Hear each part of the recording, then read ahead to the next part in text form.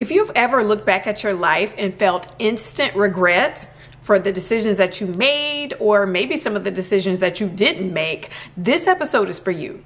This week, I'm going to teach you how to take the parts of your life that you would consider to be the most negative and reframe it in order to propel you towards a life that you love, while at the same time inspiring and helping other people to do it as well.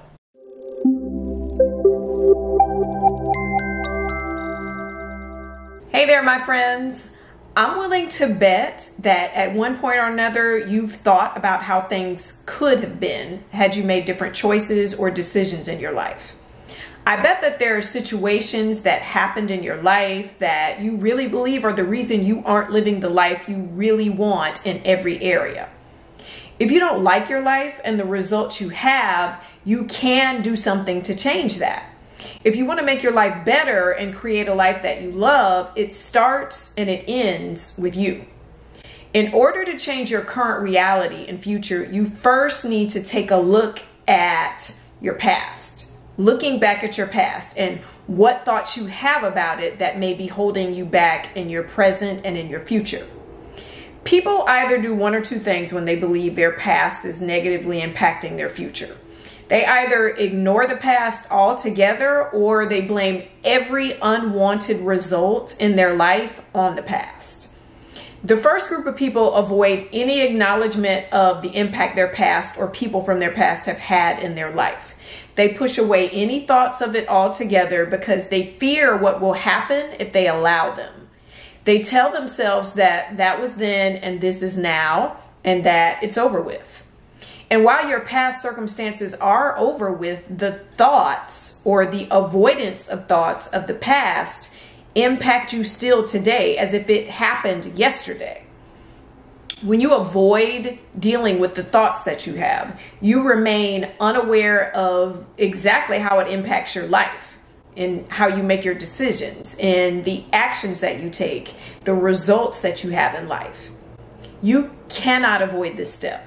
You can't assume that because the past is over, you're no longer operating subconsciously as if the events of the past are the predictor and the guide for your future. Knowing what your thoughts are about your past is important because, remember, your thoughts create your feelings. Feelings drive actions, and actions create all of the results that we have in life. So your thoughts, whether you're aware of them or not, whether you try and ignore them or not, they are ultimately creating the results that you have in life. And you might need help with this. There is absolutely no shame in seeking out help when you're dealing with the thoughts that you have about your past. There's no shame in working with a therapist to deal with this first. In fact, that is one of the bravest things you can do. Making the decision to no longer be defined, knowingly or unknowingly, by the most negative aspects of your past. The second group of people are those who blame everything wrong in their life on their past or on somebody else from their past. Because you are focusing all of your time and all of your energy fighting reality, thinking something should have happened when it didn't, thinking somebody shouldn't have done something when they did. It keeps you in a constant, unending battle that you can never win.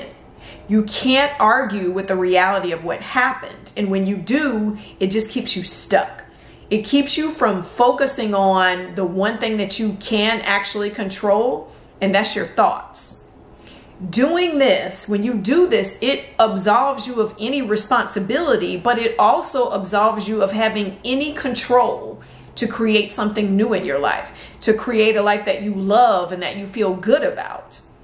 In both of these scenarios, the focus is on other people, which prevents you from seeing where you could be making the changes necessary to live the life you dream about. Listen, the truth is, this is the truth. Whichever category you fall in when it comes to how you see your past, what is really holding you back is the story you keep telling yourself about what's possible for you. It never was other people. It never was your past. It's always been what you've made those things mean about who you are. Your story keeps you stuck in a loop of making the same types of decisions and getting the same results over and over and over again. So let me give you some practical tips on how to repurpose and change your perception of what your past is in a way that can help fuel you forward, in a way that could be beneficial to create the life that you really want to have. First, I want you to just decide from this point forward that no matter what your past was, you will determine the path you take for your future. Did you know you could do that? Did you know that you could just make a decision that you will no longer allow your past to define or hold you back? That's the first step, deciding. Now we got to put action behind that. That can't be the only thing you do. You can't just decide, okay, I'm not going to do this anymore. Now you have to put action behind it. You got to put work into it. And that work is on your mindset. You can't just focus on the action. You have to address the thoughts that drive your feelings and actions that work. That's what we do. That's the work. That's how we get to become dangerous women. This is what I want you to do. I want you to write about some of the defining moments of your life. And I don't want you to leave any details out. I don't want you to try to make it pretty, try to edit it. Don't try and clean it up. Don't try to make it nice. Write it all out just as you see it. Then I want you to go back and list just the facts. And to be clear, facts are the part of the story that everyone would agree was true. One way to do this I've found that is really powerful and that works really well is to remove all of the adjectives you include in your story. All of the descriptive words. I want you to take them out. Make your story very straightforward. So no bad, good, sad, none of those. Take all of those out and make it very clean. This does not diminish or lessen your experience. It's not excusing or absolving anyone for wrongs that they've done to you. So I want you to stay focused on this part because you've been attached to the feelings that this version of your story has created for a long time. So give yourself some grace and be patient with yourself through the process. This is for you. This is for you to be able to release the hold your past has on you achieving and going for all the things you really want in your life. Now, once you've done that, I want you to take a look at the two versions of your story. I want you to compare them. The difference between the two stories is optional.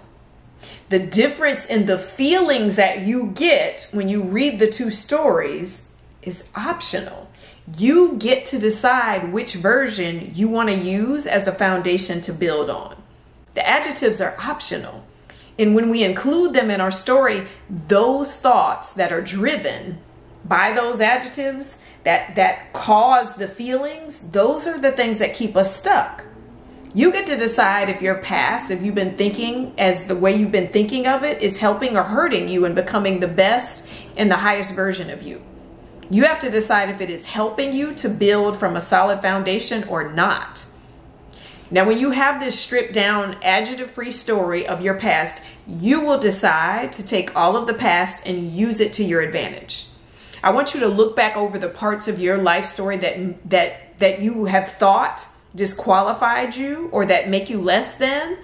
And I want you to come up with at least 3 reasons why going through that has equipped you with everything you need to achieve your biggest dreams. How did it make you stronger? How can you find confidence in the fact that you made it through, no matter where you are in your life right now? Even if you're not in the place you want to be, what lessons can you take from your past if you reflect with the intention of using every part of your life as the building blocks of your future?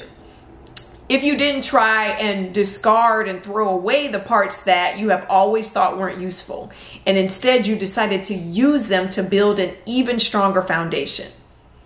This is what dangerous women do. This is what is going to release you from the self-imposed prison and the self-imposed barriers that you have placed around yourself based on your past.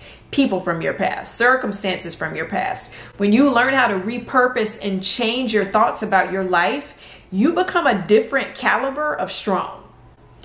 And if the idea of this scares you, what type of support do you need to do this work? Because again, there is no shame in getting help with this. There is no shame in working with a therapist to deal with your past and reframe it. There's no shame in working with a coach to take action and move forward in creating the future that you want in your life.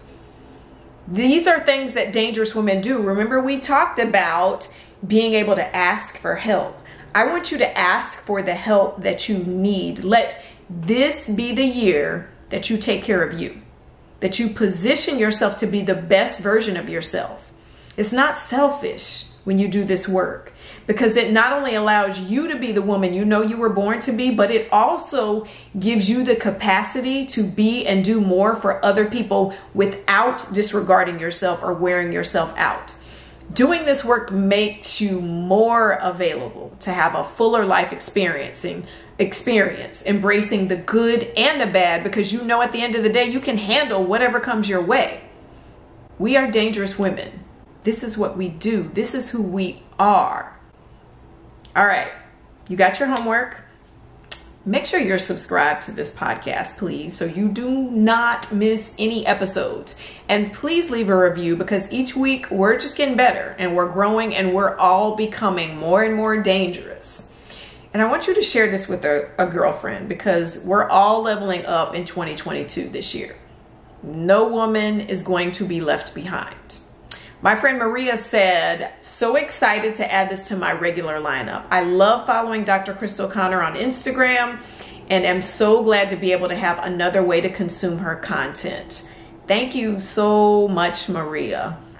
Now, before we leave, as always, I want to leave you with a question to answer. I want you to answer with the first thing that comes to your mind.